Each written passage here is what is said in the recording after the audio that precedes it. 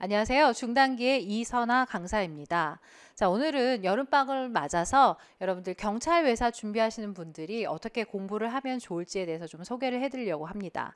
올해는 한국 대선이 좀 조기에 치러지면서 정권 교체가 이루어졌는데요. 자, 정권 교체되는 과정에서 이제 되고 난 다음에 큰 변화 중에 하나가 이 경찰 조직의 그 개편인데요.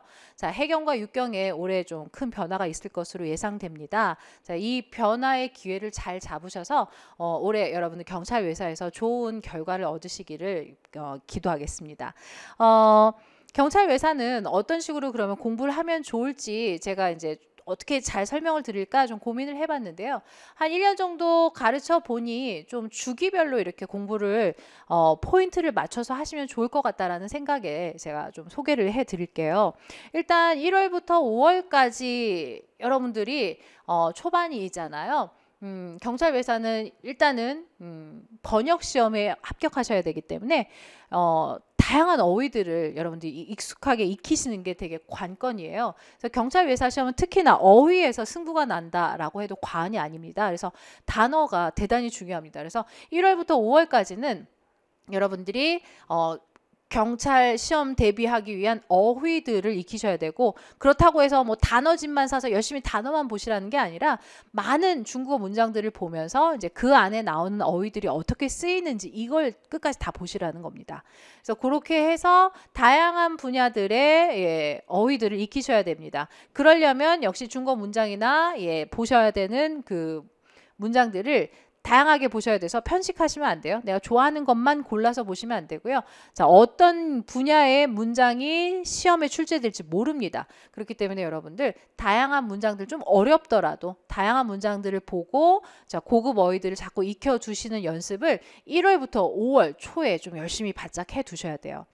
그리고 중한 번역을 대비해서 대충 중국어 보고 앞뒤 내용 보면서 이렇게 때려 맞추지 마시고요. 자, 중국어 문장 구조를 정확하게 파악해서 얘가 어떠한 의미인지를 정확하게 아시는 거. 그래서 문장 구조 파악이 관건입니다. 그래서 문장 구조를 정확하게 파악하고 그다음에 거기에 나오는 어휘들을 충분히 이해해서 정확하게 번역하실 수 있도록 그 기초 작업을 1월부터 5월 사이에 하셔야 돼요.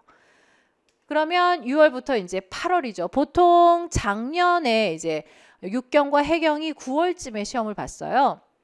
그래서 일단 올해는 아직 시험 날짜가 발표가 안 됐기 때문에 작년을 기준으로 해서 말씀을 드릴게요.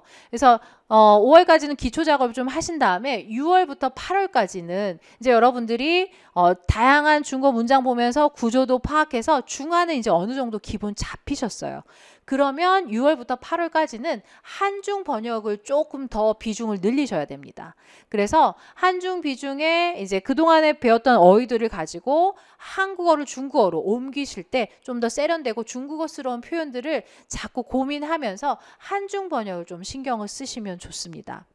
그 다음에 최신 시사 뉴스들을 좀 주제별로 중국어로 정리를 해두시면 좋아요. 왜 이 작업을 하냐면 나중에 면접 때 물어봐요. 그러니까 모든 사람에게 다 물어보는 건 아니지만 그래도 해마다 빠지지 않고 그 해의 중요한 이슈들에 대해서 질문으로 면접 때 나오거든요. 그렇기 때문에 올해 중요한 이슈들이 뭐 있었는지 이런 것들 좀 보시고 그런 이슈들을 중국어로 한 뭐 3-4줄, 4-5줄 정도만이라도 내가 한번 써서 정리를 해두시면 그런 것들이 쌓이면 나중에 1차 시험 합격하시고 2차 면접 보러 가실 때 요것만 조금 다듬어서 외우시면 되거든요. 그러면은 크게 수고하지 않고도 여러분들이 일단 충분히 면접 대비를 하실 수 있습니다. 그래서 주제들을 좀 가능하면 간단하게 중국어로 요약해보는 연습을 꾸준히 해서 노트를 하나 만드셔서 정리를 해두시면 좋습니다. 이 작업을 좀 하시라고 말씀드리고 싶어요.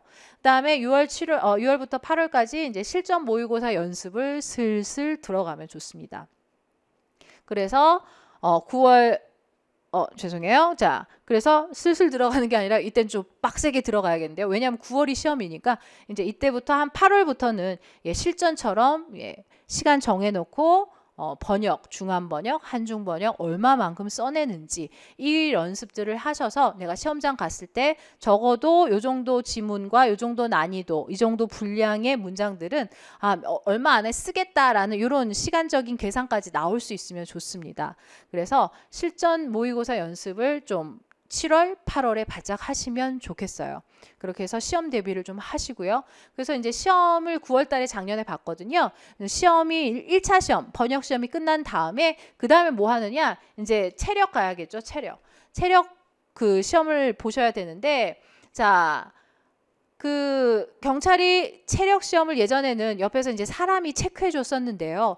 이제는 센서로 바뀌었습니다. 그래서 이 센서 적응 훈련을 좀 하셔야 돼요. 센스가 아니라 센서. 예, 센서 아시죠? 예, 센서 적응 훈련을 좀 하셔야 돼요. 그래서 얘는 일찍 서두르실 필요는 없고요. 1차 시험 끝난 다음에 이제 경찰 그 체력 학원에 가시면 센서가 있는 학원들이 있어요. 거기서 조금 연습을 하고 가시면 좋습니다. 왜냐면 이 훈련을 안 하시면 이 적응이 안 돼서 제대로 잘 안 읽혀서 내가 원래 하던 평소 양보다 좀 더 적게 나오는 경우가 있어요. 그러니까 일단 1차 시험 끝났다 하시면 체력학원 가셔서 센서 적응 훈련을 꼭 하시기 바랍니다. 그 다음에 이제 저희는 그 면접 훈련까지 저희랑 같이 하실 수 있으세요. 그래서 저희는 그동안에 이제 노하우들과 이제 학생들 가르쳐 본 경험을 바탕으로 해서 다양한 경찰 예상 질문들을 갖고 있어요.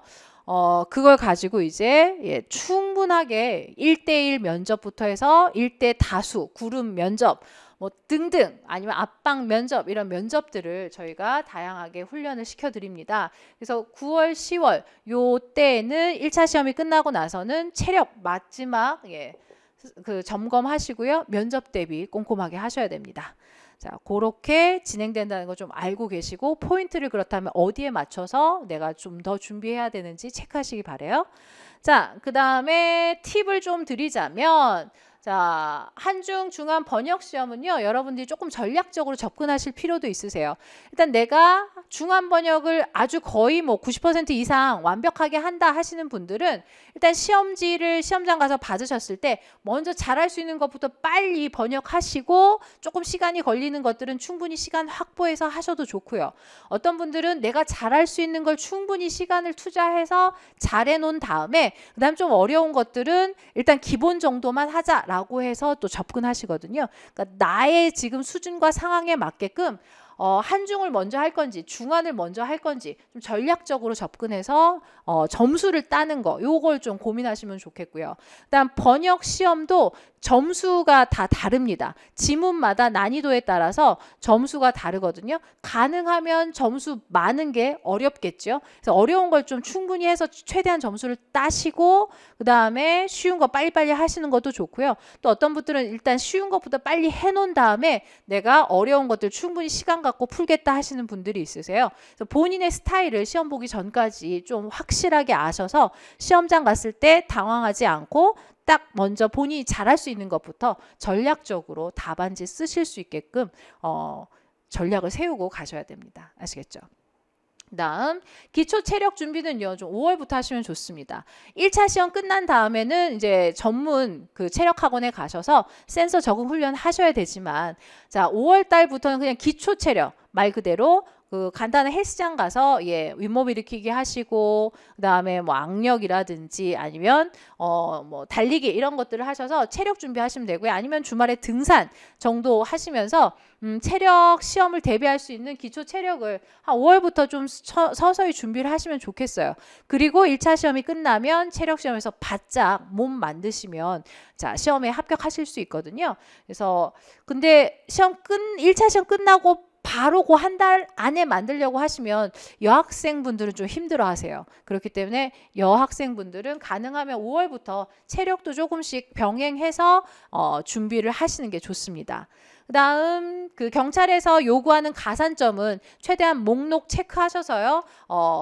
최대한 다 따두시는 게 좋습니다. 원하는 그 가산점 점수를 다 만족시키는 게 좋아요. 왜냐면 마지막 되면 1점이 아깝거든요. 막판에 1점 때문에 떨어지는 케이스도 있었어요. 그렇기 때문에 딸 수 있는 가산점은 최대한 다 따두시는 게 좋습니다. 그래서 가산점 체크하셔서 내가 딸 수 있는 게 뭐 있는지 저희 카페에 오시면 자 이런 것도 올려놨으니까 체크하셨다가 꼭 점수 다 미리 따두시기 바랍니다.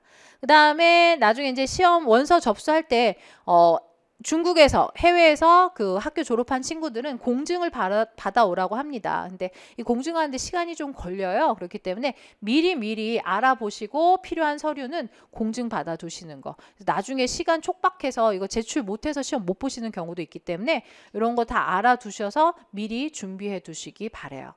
자, 그래서 이제 올해 경찰이 조금 변화가 많기 때문에 변수가 많이 작용할 것 같습니다. 근데 변화는 곧 기회라는 말이 있잖아요. 미리 준비하고 기회를 잡으시면 됩니다. 그래서 여러분들 이 여름방학을 이용해서 꼭 여러분들이 원하는 만큼 수준을 만드시는 거, 이거 되게 중요합니다.